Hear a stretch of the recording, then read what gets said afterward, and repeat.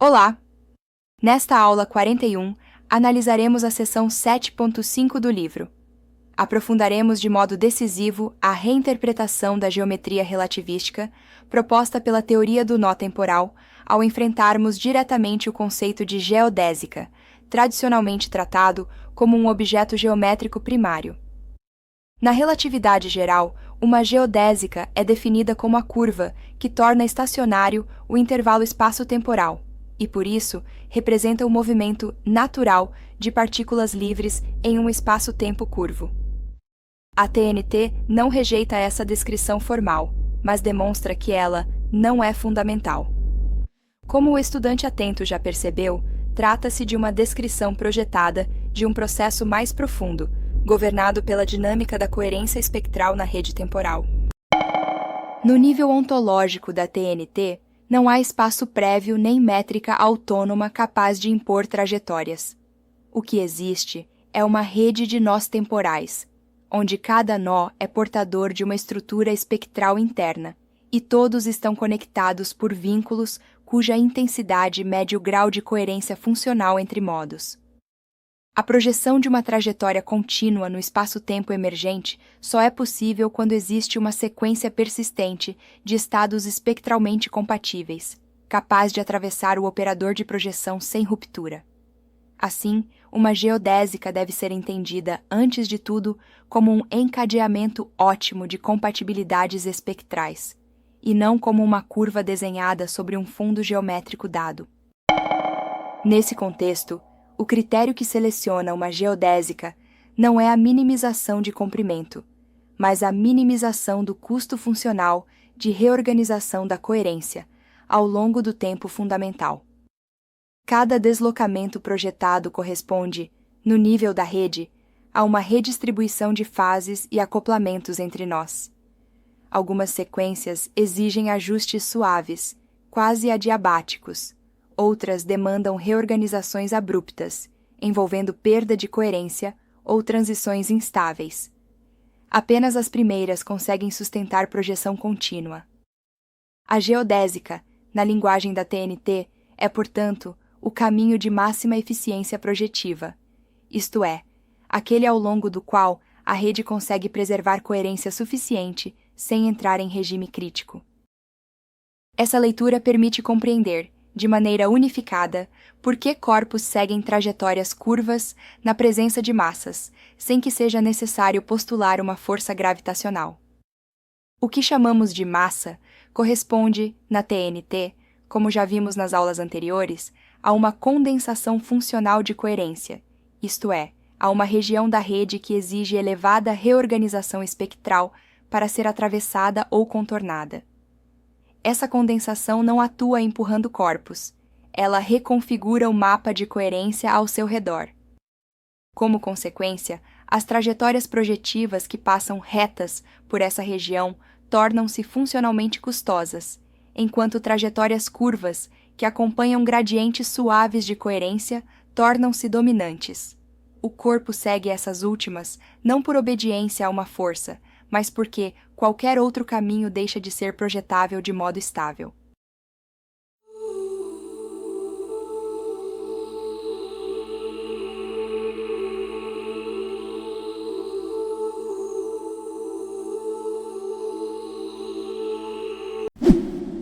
Um ponto crucial enfatizado na TNT é que a geodésica não é uma escolha consciente, nem um princípio variacional imposto externamente. Ela emerge como um atrator funcional da dinâmica da rede. Entre todas as trajetórias matematicamente possíveis, apenas um subconjunto reduzido satisfaz simultaneamente os critérios de coerência mínima, estabilidade espectral e continuidade projetiva. Essas trajetórias dominantes são exatamente aquelas que, no nível geométrico, identificamos como geodésicas. A geometria não guia o movimento, ela registra, de forma consistente, os caminhos que a coerência permite. O estudante mais sagaz, aquele que acompanha com seriedade o nosso curso, já percebeu que essa inversão conceitual esclarece também o princípio da equivalência. Em um domínio onde a coerência funcional é aproximadamente homogênea, múltiplas trajetórias possuem custo funcional semelhante. Nesse regime, a projeção não privilegia nenhuma direção específica, e o movimento aparece como inercial. Quando essa homogeneidade é quebrada por gradientes de coerência associados a condensações funcionais, a degenerescência se rompe, e apenas certos caminhos permanecem viáveis. O que a relatividade descreve como queda livre nada mais é, na TNT, do que a transição de um regime de coerência quase uniforme para um regime com gradiente funcional definido, no qual a geodésica emerge como caminho privilegiado. Assim, a TNT estabelece um ponto conceitual de grande alcance, ou seja, geodésicas são propriedades emergentes da economia funcional da rede temporal, não entidades geométricas fundamentais. Elas expressam o modo como a realidade projetada seleciona, dentre infinitas possibilidades abstratas, aquelas trajetórias que conseguem existir como história contínua no espaço-tempo observável. Uma consequência notável dessa leitura é que o movimento deixa de ser um dado primário da física e passa a ser um critério de viabilidade projetiva. Ou seja, um corpo não se move porque uma lei o impele ao longo de uma curva, mas porque apenas certas sequências de estados conseguem manter coerência suficiente para serem projetadas como trajetória. Isso implica que trajetórias fisicamente realizadas são, por construção, aquelas que preservam continuidade histórica. Caminhos alternativos não são proibidos por uma força, mas simplesmente não chegam a existir como história, pois colapsam funcionalmente antes de se estabilizarem como realidade observável. Com isso, a TNT substitui a noção clássica de causalidade geométrica por uma causalidade histórica e projetiva, na qual existir é sinônimo de conseguir sustentar coerência ao longo do tempo fundamental. Essa leitura da TNT permite recuperar, com precisão, as equações clássicas das geodésicas relativísticas, além de esclarecer a relação entre ação mínima, estabilidade projetiva e universalidade do movimento gravitacional.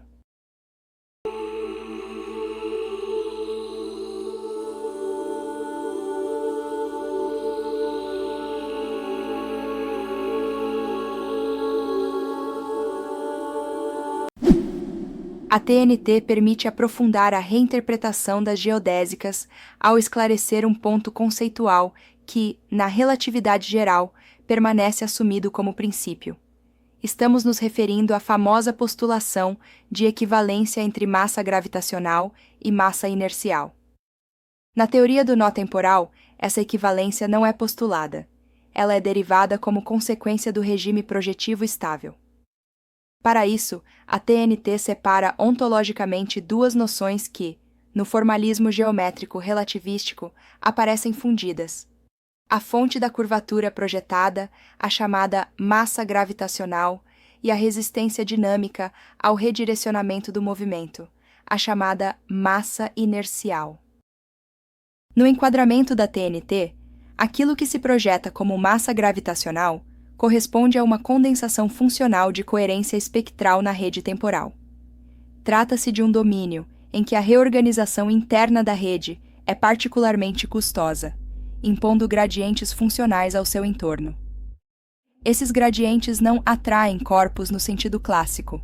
Eles reconfiguram o mapa de coerência disponível, tornando certos encadeamentos projetivos mais viáveis do que outros.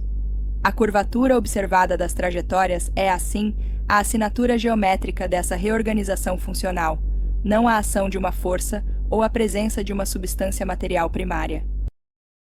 A inércia, por sua vez, não é interpretada como uma massa no sentido gravitacional, mas como uma rigidez espectral interna do sistema projetado. Ela mede a dificuldade funcional de um padrão coerente em alterar sua história projetiva, isto é, o custo de reorganizar seus acoplamentos internos para sustentar uma trajetória distinta.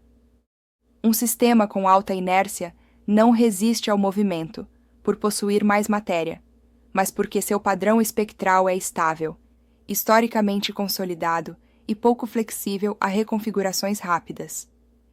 Inércia, portanto, é uma propriedade dinâmica e histórica, não geométrica. A distinção é conceitualmente decisiva, mas ela não produz, no regime clássico, qualquer conflito com a relatividade geral. Isso ocorre porque, em domínios de projeção estável, condensações funcionais elevadas tendem a coexistir com elevada rigidez espectral interna. A fonte da curvatura projetada e a resistência à aceleração passam a escalar conjuntamente, ainda que tenham origens distintas na rede temporal. A equivalência entre massa gravitacional e massa inercial surge assim como um efeito de projeção, não como um princípio ontológico fundamental. A relatividade descreve corretamente esse efeito, mas não explica sua origem. A TNT, por outro lado, fornece claramente essa explicação dentro de seu elegante arcabouço teórico. Essa leitura permite compreender, com maior profundidade, a universalidade das geodésicas. Todos os sistemas projetáveis, independentemente de sua composição interna, seguem as mesmas geodésicas, porque o critério de seleção das trajetórias não depende da inércia interna, mas das condições funcionais impostas pelo domínio de coerência no qual estão inseridos. A geometria emergente codifica apenas os caminhos projetivamente viáveis. Ela não distingue entre sistemas com diferentes estruturas internas, enquanto estes permanecerem no regime clássico. O princípio da equivalência deixa de ser um postulado surpreendente e passa a ser uma consequência direta da arquitetura projetiva da realidade. Essa distinção também esclarece os limites do formalismo relativístico. Em regimes onde a coerência projetiva se torna instável, como em transições quântico-clássicas, domínios cosmológicos extremos ou estruturas com organização espectral interna altamente não homogênea, a coincidência entre condensação funcional e rigidez espectral pode se romper. Nesses casos, a noção clássica de geodésica perde precisão, e correções sutis à equivalência podem emergir. A TNT não contradiz a relatividade nesses limites. Ela delimita seu domínio de validade e aponta para extensões conceituais necessárias.